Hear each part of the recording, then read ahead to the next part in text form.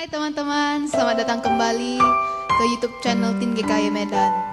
Sekarang mari kita persiapkan hati kita dan menaikkan lagu pujian You Are My All in All.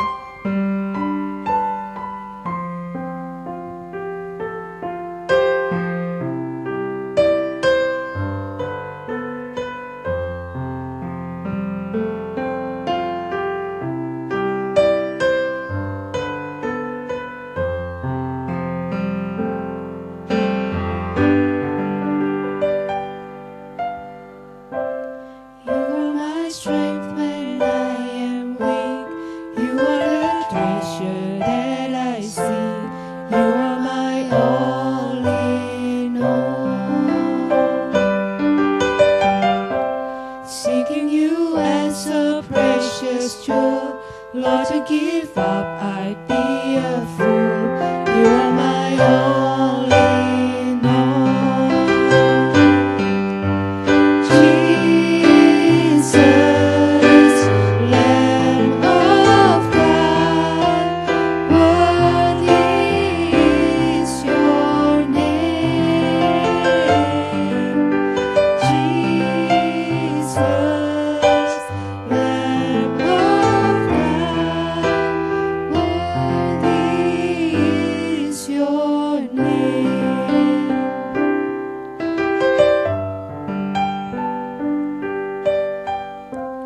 Taking my sin, my cross, my shame, rising again, I bless your name. You are my all in all. When I fall down, you pick me up. When I am dry, you fill my cup. You are my all in all. Jesus, Lamb of God, worthy is your name. Jesus, Lamb of God, worthy is your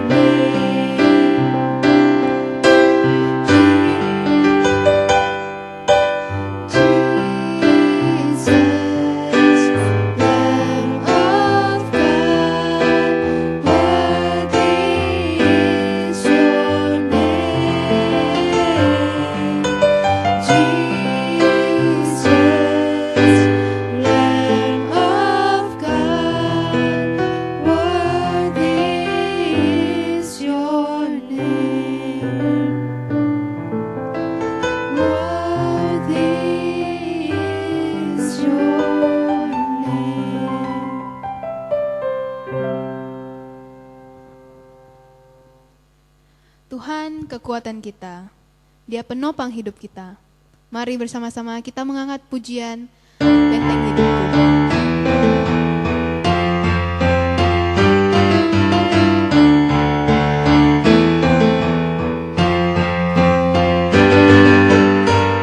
Jalan bersamamu, tak akan ku gentar. Tanganmu menopangku,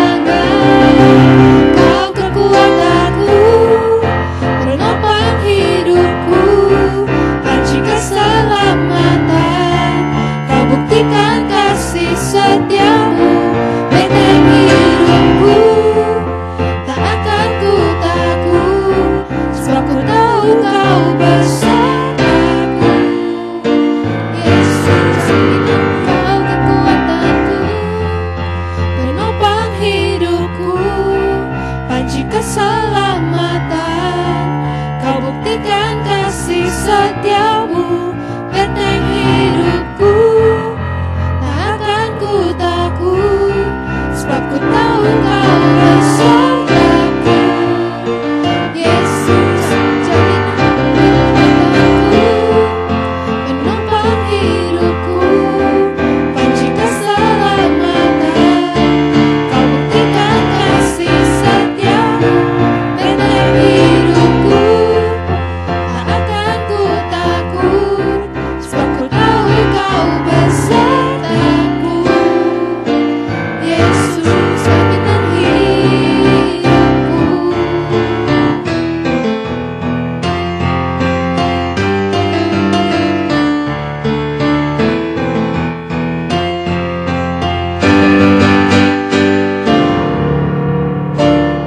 Nah, teman-teman yang sudah stay at home, pasti sudah baca sampai Matius 21 kan?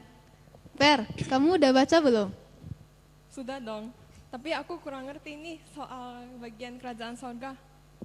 Oh iya, aku pun juga kurang ngerti sih. Gimana kalau kita tanya contoh ini? Boleh? Ide bagus.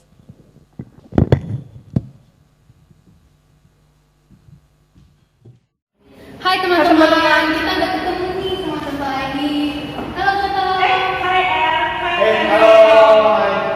Sama aku mau nanya nih yang nomor 1 itu, Pak, iya sih kerajaan sorga?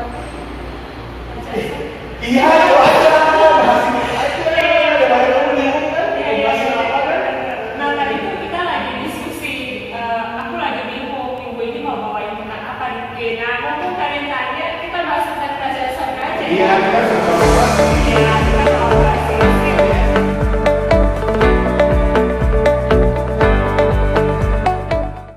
Ya selamat pagi teman-teman.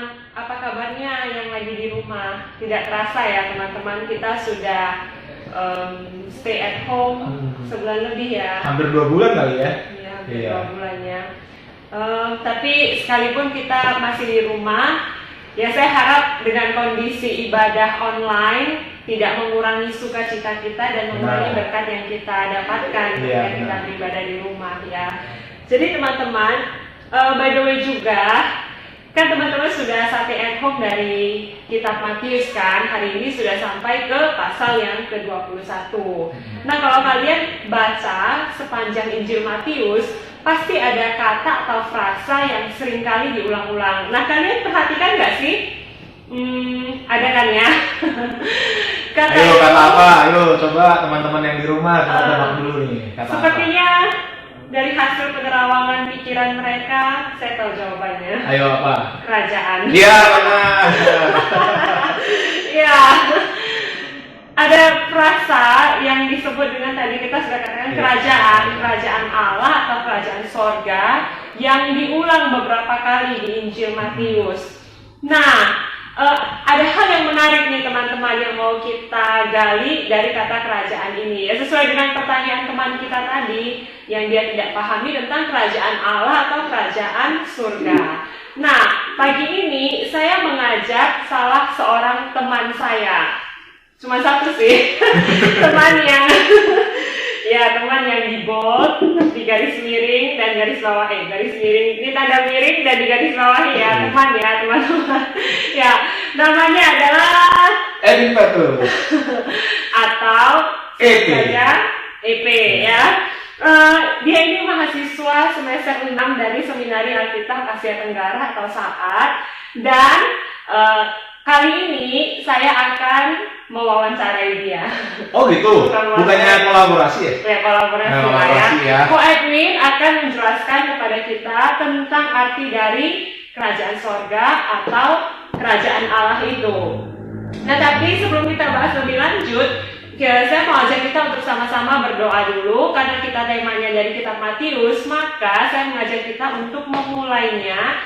Teman-teman yang di rumah, kita sama-sama naikkan doa Bapa kami. Teman-teman bersuara ya, sambil ikutin, kita sama-sama naikkan doa Bapa kami. Mari kita berdoa. Bapa kami yang di surga, dikuduskanlah namamu, datanglah kerajaanmu, jadilah kehendakmu di bumi seperti di surga. Berikanlah kami pada hari ini makanan kami yang secukupnya, dan ampunilah kami akan kesalahan kami, seperti kami juga mengampuni orang yang bersalah kepada kami. Dan janganlah membawa kami ke dalam pencobaan, tapi lepaskanlah kami daripada yang jahat. Karena Engkaulah yang punya kerajaan dan kuasa dan kemuliaan sampai selama-lamanya. Amin. Ya teman-teman, kita mulai dari Bible text dulu ya. Jadi Injil Matius memang dikenal sebagai Injil Kerajaan. Injil yang menggambarkan bahwa Yesus itu adalah seorang raja yang telah dinubuatkan di Perjanjian Lama untuk datang ke dunia dan membebaskan umatnya dari perbuatan dosa. Matius memang paling banyak menggunakan frasa kerajaan sorga, yaitu ada sebanyak 35 kali.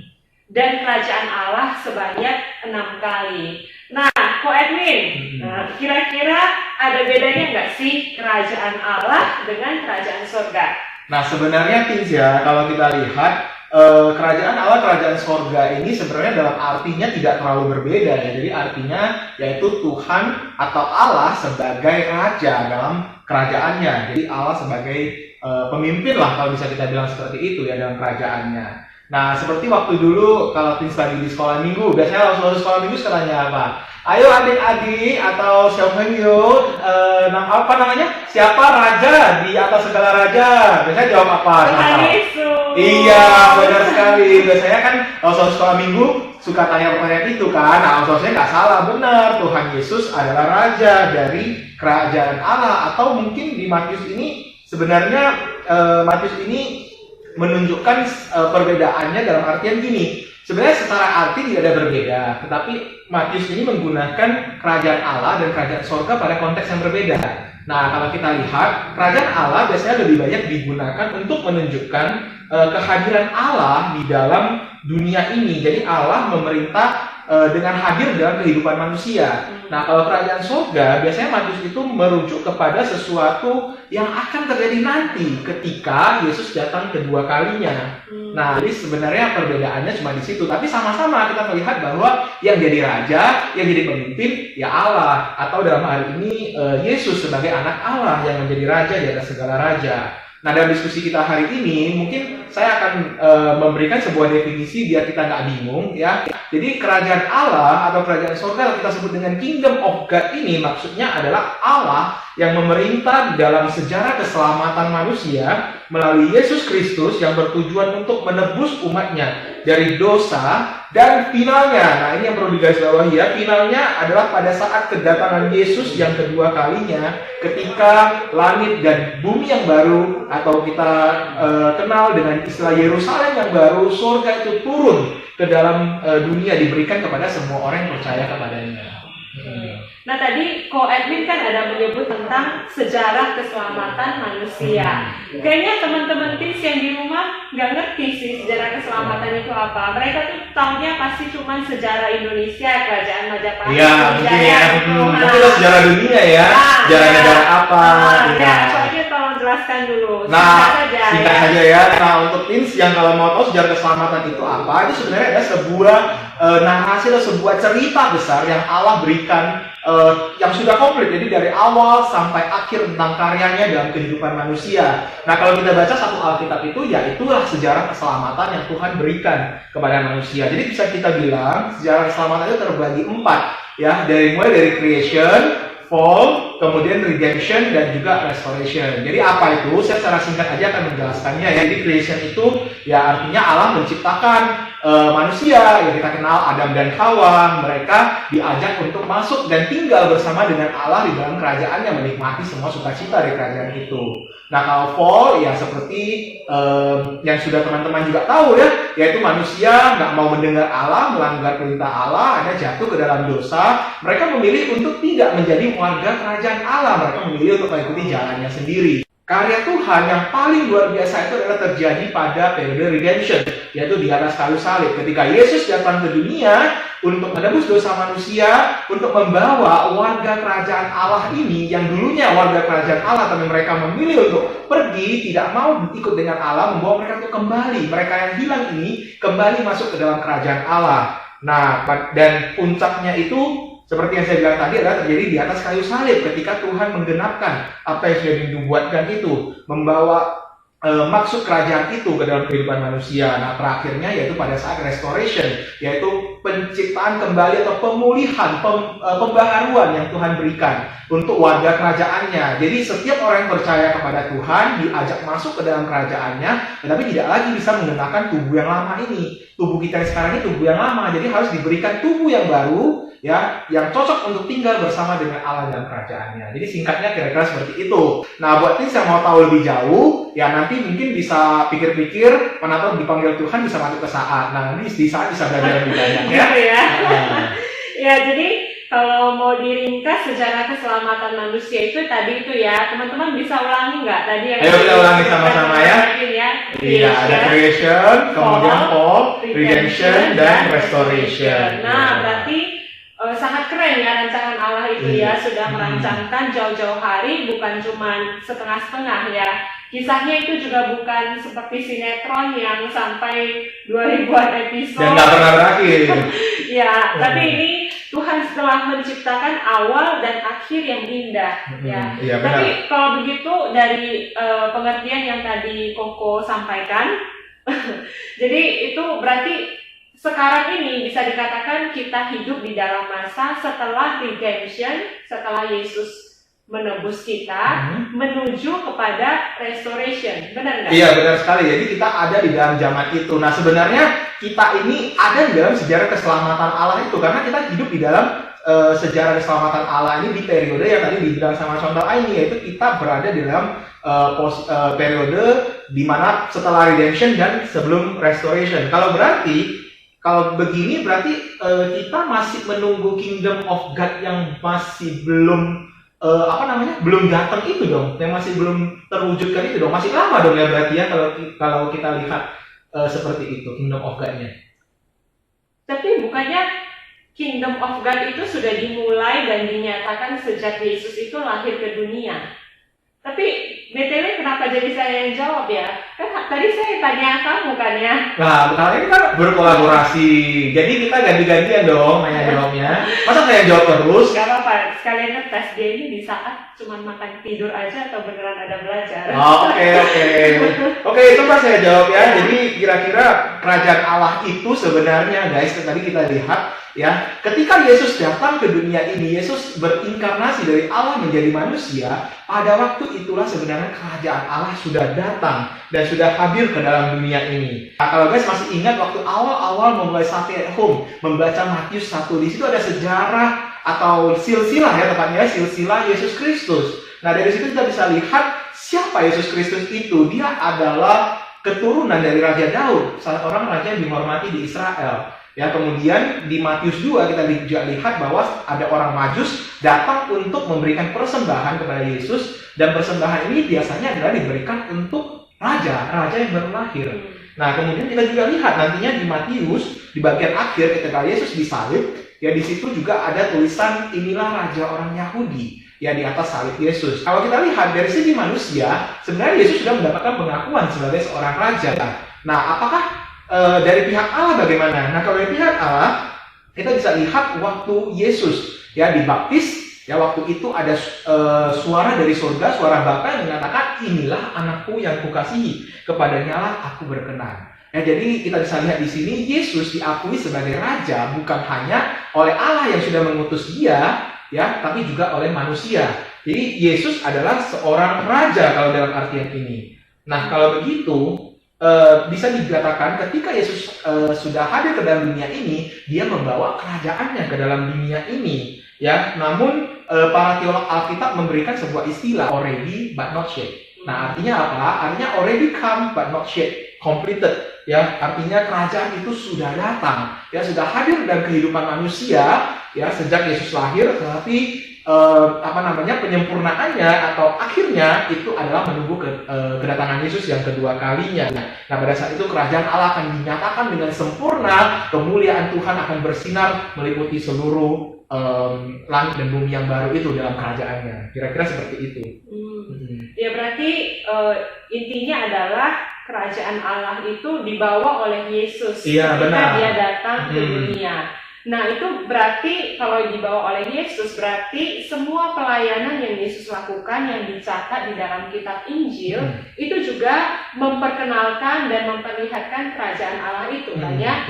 Nah, tapi kalau kita lihat kenapa ada bagian yang memang secara jelas Yesus katakan dia membawa kerajaan Allah itu, kerajaan Allah diumpamakan seperti ini, seperti itu. Iya, benar. Tapi ada bagian-bagian yang lain yang memang Yesus tidak menyebutkan hal itu. Gitu. Ya, mungkin itu juga tadi yang teman-teman kita nanyain ya, kenapa kok bingung ya, kok kadang-kadang si Matius nulisnya perumpamaan kerajaan surga seperti ini, tapi di pihak yang lain kok nggak ada ya tulisan kerajaan Allah atau kerajaan surga. Nah sebenarnya guys, kalau kita baca keempat Injil ya, bukan hanya Matius, ya kita nggak usah bingung mana sih yang adalah kerajaan Allah, mana yang bukan. Ya, sebenarnya keempat Injil ini sama-sama mau menunjukkan siapa Yesus itu, siapa sang raja itu yang datang dari kerajaannya ke dunia untuk membawa pesan dari kerajaan itu sendiri, untuk menunjukkan bagaimana kerajaan itu kepada kehidupan manusia. Jadi kita nggak usah bingung bedain, oh nanti kalau di Injil tercatat kerajaan Allah, kerajaan surga, oh yang ini nih, ini baru kerajaan Allah, kalau yang itu bukan. Nah, kita harus ingat kembali siapa Yesus itu. Yesus adalah raja yang datang dari kerajaannya. Yesus orang pribadi, yaitu dia adalah raja. Jadi apa yang dia perintahkan, apa yang dia kerjakan, ya termasuk pengajaran-pengajaran Yesus baik secara langsung maupun perumpamaan, sebenarnya semua itu adalah membawa pesan daripada kerajaan Allah yang ini ditunjukkan kepada manusia. Dan dia mengundang kita ya untuk masuk di dalam kerajaan sorga itu ya. Iya, benar sekali. Nah, kita bukan hanya belajar tentang kerajaan itu, tapi kita mendapat kesempatan untuk masuk ke dalam kerajaan sorga itu sendiri. Berarti kalau seandainya kita diundang untuk masuk dan saya sudah menerima Kristus ya, menerima undangan untuk masuk sebagai warga dari kerajaan itu artinya ketika saya hidup sebagai warga kerajaan sorga ya? Iya benar, ya secara otomatis kita ini menjadi warga kerajaan sorga. Nah sekarang saya coba pengen cerita nih ke guys di rumah nih. Kira-kira kita mungkin cerita flashback sedikit ya ke sejarah bagaimana kerajaan sorga ini diberitakan, bagaimana kerajaan Allah ini awal mulanya diberitakan. Nah kalau kita lihat di Matius ya, awal mula berita kerajaan sorga ini diberitakan oleh seorang yang bernama Yohanes Pembaptis ya. Dia beritakan bertobatlah sebab kerajaan sorga sudah dekat. Kemudian dilanjutkan oleh Yesus sendiri yang memberitakan berita yang sama, bertobatlah kerajaan sorga sudah dekat.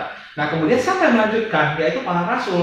Para rasul diberikan tugas oleh Yesus untuk memberitakan kerajaan sorga sudah dekat. Itu tertulis jelas ya di Amrat Agung ya, yang ada di Matius 28 ayat 19 sampai 20. Nah kemudian rasul-rasul ini menjalankan apa yang Tuhan perintahkan, yaitu memberitakan tentang Injil kerajaan sorga, yaitu tentang Yesus yang sudah membawa kerajaan sorga itu datang, ya sudah menggenapkannya di atas kayu salib dengan membebaskan manusia dari hukuman dosa, yang mengundang kita masuk, yang tadi Kak Contoh bilang mengundang kita masuk. Ini adalah sebuah berita sukacita tentang kerajaan surga yang diberitakan, diteruskan sampai gereja mula-mula ya, gereja mula-mula kemudian lewat para misionaris membawanya ke ujung-ujung bumi, sampailah di Indonesia dan sampailah di Kota Medan. Akhirnya saudara yang ada di rumah ya, teman-teman yang ada di rumah maupun kita yang di sini sama-sama bisa menerima berita anugerah tentang kerajaan surga itu.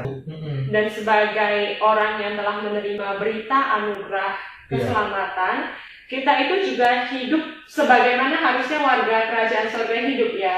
Sampai akhirnya nanti kan tadi kakak Edwin, sampai akhirnya di masa restoration itu, sampai akhirnya kerajaan sorga, kerajaan Allah itu benar-benar dinyatakan dan kita menikmatinya penuh gitu ya. Nah tapi pertanyaannya masa sekarang ya, kalau saya sudah jadi warga kerajaan sorga, harusnya hidupnya itu seperti apa? Kalau itu tentu berbeda dong ya. Seorang warga kerajaan sorga hidup tentu harus punya ciri-ciri khas khusus ya. Iya benar. Ya hari ini kita mau sama-sama lihat ya dari 1 Tesalonika 5 ayat 16 ya, di sana dikatakan bersukacitalah senantiasa. Nah sukacita menjadi sebuah hal yang membedakan kerajaan surga dengan kerajaan dunia. Ya sukacitanya yang ada di kerajaan surga itu adalah sebuah sukacita yang kekal. Ya karena Kristus, sekali lagi Kristus sudah mati di atas kayu salib ya untuk menebus dosa teman-teman dan juga dosa saya ya, dosa contoh ini ya, dosa orang-orang yang mau percaya kepadanya, agar kita bisa kembali berrelasi dengan Allah di dalam kerajaannya. Kita bisa sama-sama menikmati sukacita kerajaan surga itu. Kita diangkat menjadi anak oleh raja di atas segala raja. Dan sukacita kita tuh harus berlebih ya, harus lebih besar daripada segala sukacita yang kita bisa terima di dunia ini. Berarti sukacita ya, Ko ya? Iya, benar. Membedakan. Dan, Sukacita.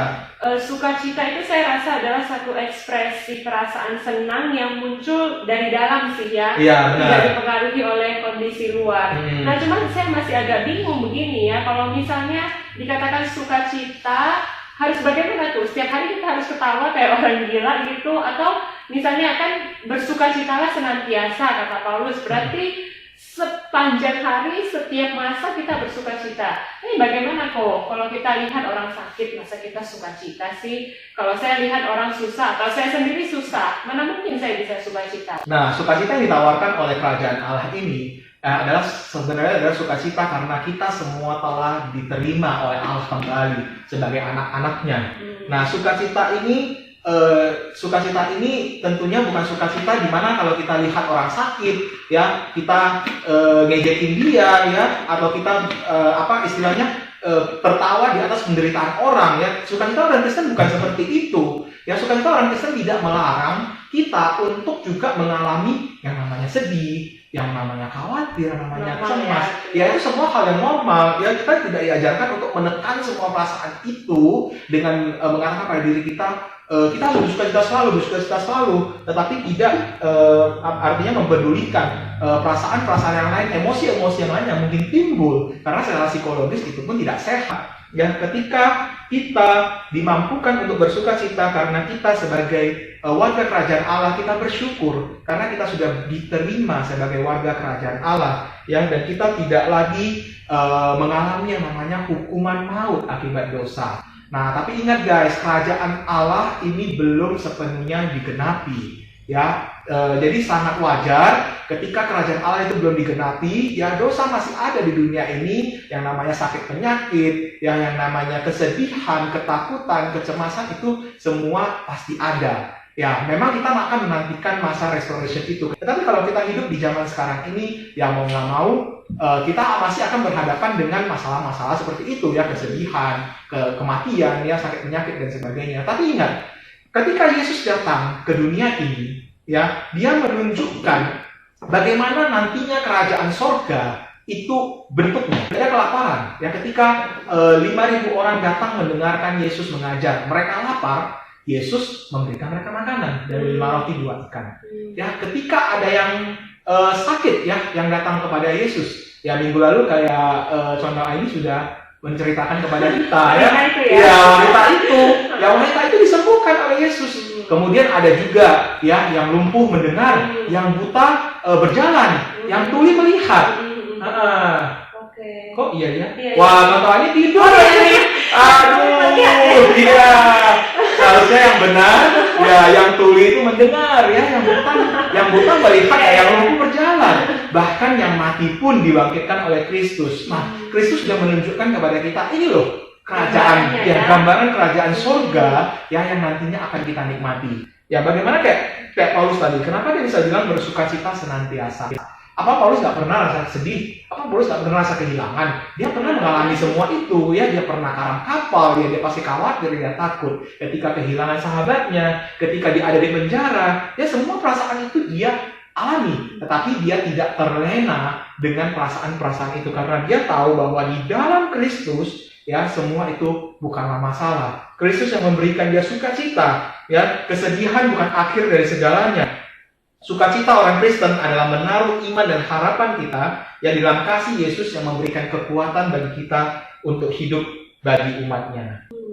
Iya ya, luar biasa ya teman-teman kalau kita lihat apa yang ditawarkan oleh Yesus. Iya, benar sekali. Yang disampaikan oleh kitab Injil khususnya Matius. Jadi Iya, itu sebenarnya sekali. seperti penggambaran di masa yang akan datang ketika kita menikmati kerajaan surga secara utuh ya. Tidak ada sakit penyakit, tidak ada air mata, yang ada adalah sukacita. Ya. Dan ini adalah sebuah kabar baik ya. Kabar baik yang sudah Teens di rumah terima dan yang kita juga sudah terima. Nah, dan kabar baik ini akan semakin baik ya kalau kita mau memberitakannya, ketika kita mau membagikannya. Ya, kabar baik akan menjadi kabar yang biasa-biasa aja kalau kita cuman menikmatinya seorang diri. Nah, seperti kalau kita biasanya mencoba restoran yang baru atau mencoba kafe yang baru, ya ketika kita sana, makannya enak loh. Nah pasti kita sibuk Instastory ya, mungkin kita bikin review dan lain sebagainya. Biar apa? Biar orang-orang yang lain juga ketika melihatnya, menikmatinya, ya mereka merasakan sukacita juga